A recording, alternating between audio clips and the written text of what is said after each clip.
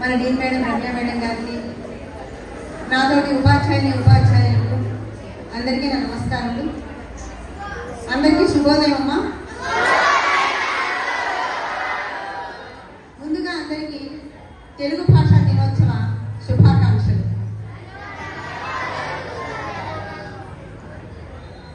సరేమ్మా, మనం తెలుగు భాషా దినోత్సవంగా గిడుగు రామమూర్తి గారి జన్మదినాన్ని తెలుగు భాషా దినోత్సవంగా జరుపుకుంటున్నాం.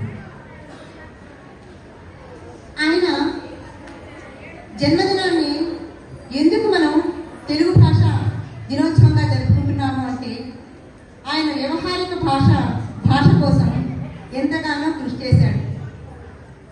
గ్రాంథికంగా ఉంటే భాష మనకు అర్థం కాదు.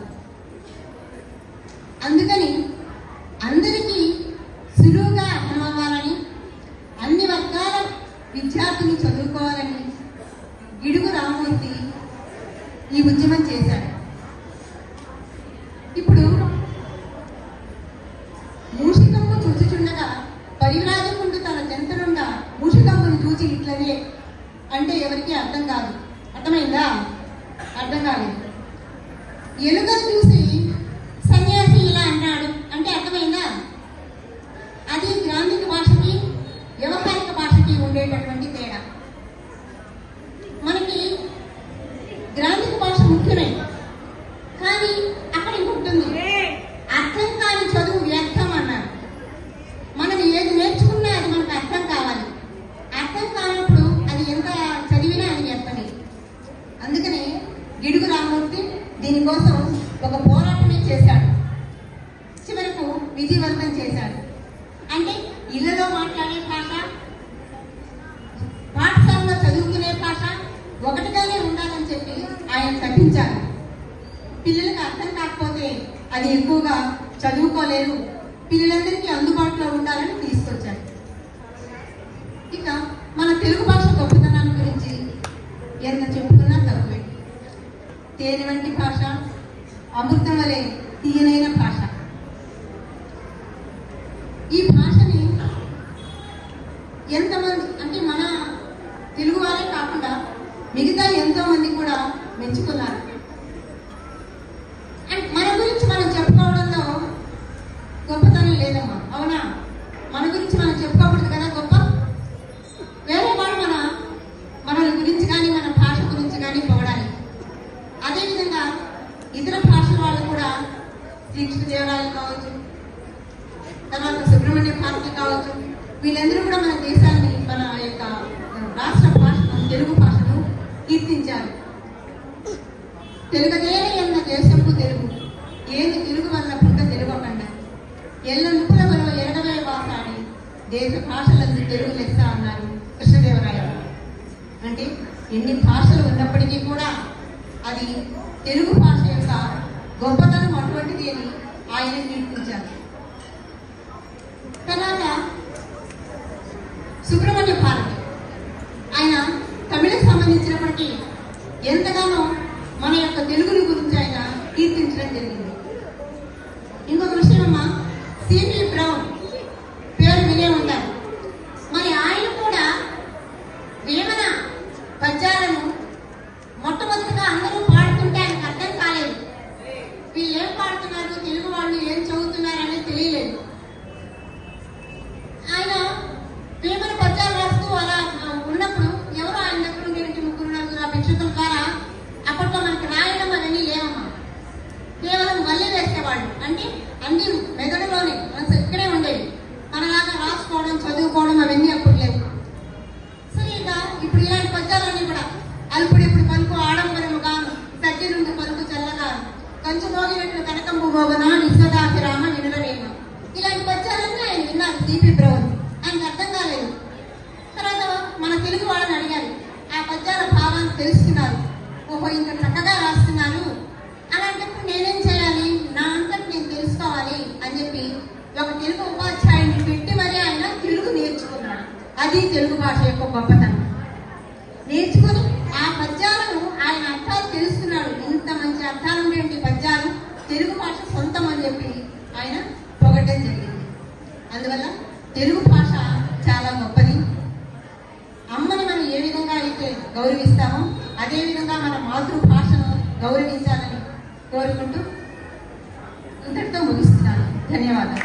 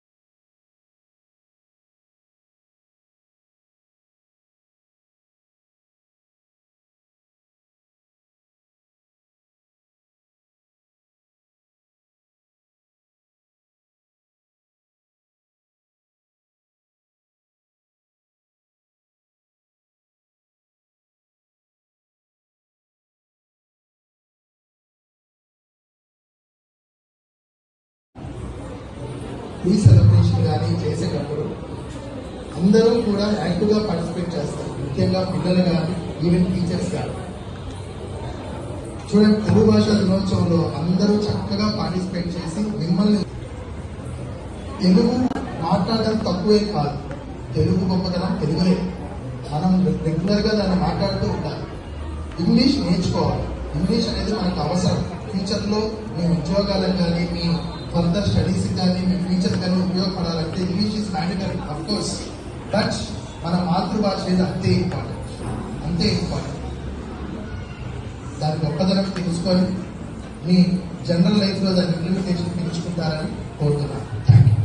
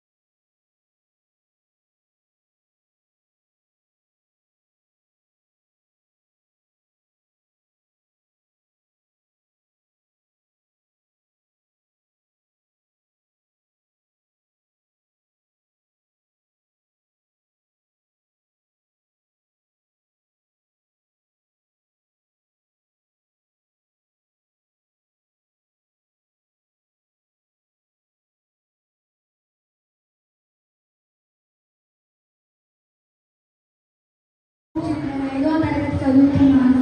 ఈ రోజు పద్యం.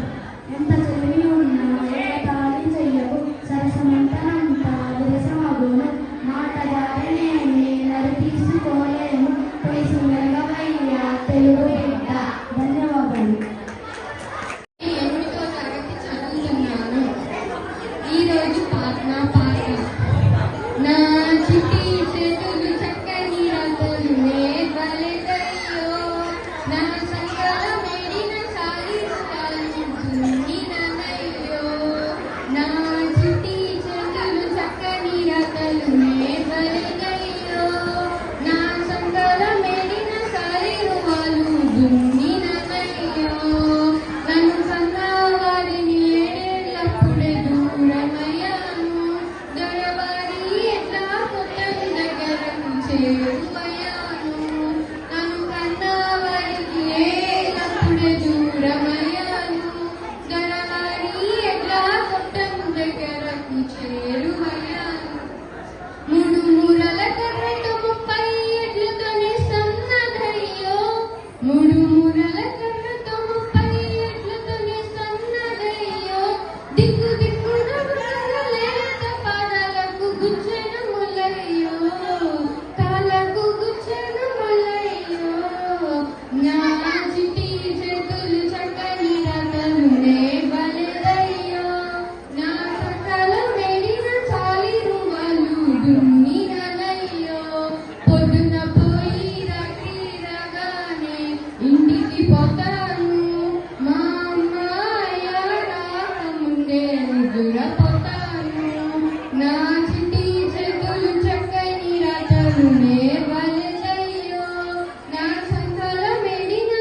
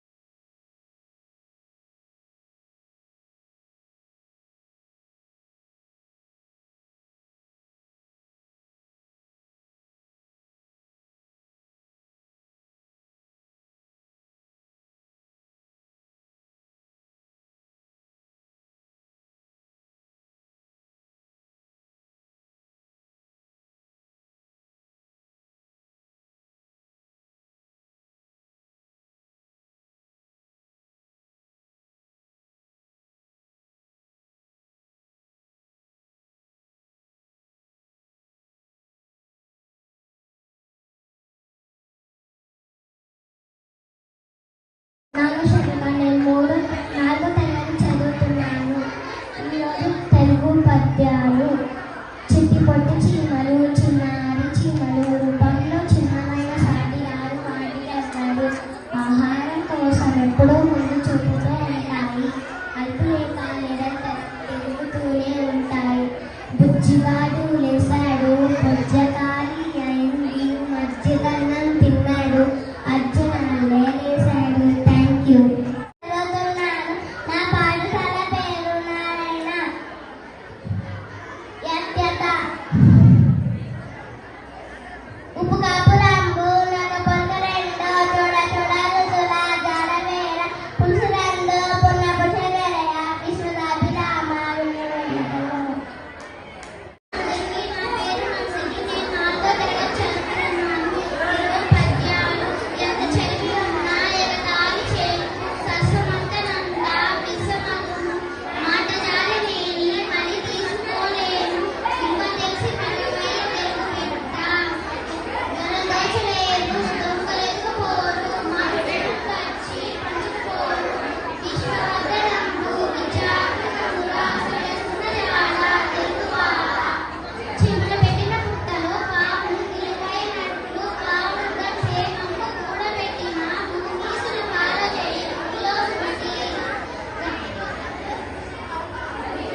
నమస్కారాలు. పిల్లలందరికీ అందరికీ కూడా తెలుగు దినోత్సవం శుభాకాంక్షలు.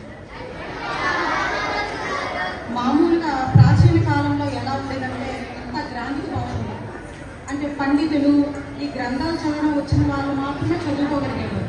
కానీ అప్పుడు గిడుగు రామ్మూర్తి గారు ఏం చెప్పారంటే వాడుక భాషలోనే విద్యా విధానం జరగాలి.